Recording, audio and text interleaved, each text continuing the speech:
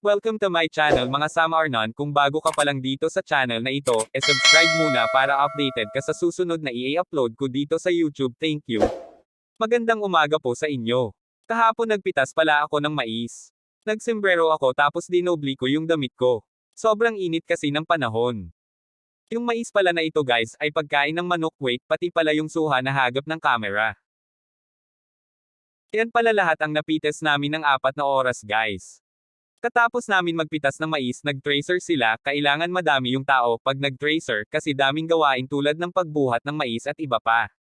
Ito pala yung resulta pag nag-tracer ng mais, medyo basa pa ng kunti, kailangan kasi ibilad bago ibenta, yan pala ang nag-tracer kaninang umaga. Katapos mag-tracer, itatali yung nilagay sa sako na mais para ibilad na ng 3 araw o higit pa. Mas matagal mas mahal ang bayad. 3 hanggang 4 na sako lang yung nilalagay ko sa motor kasi mahihirapan siya pag 5.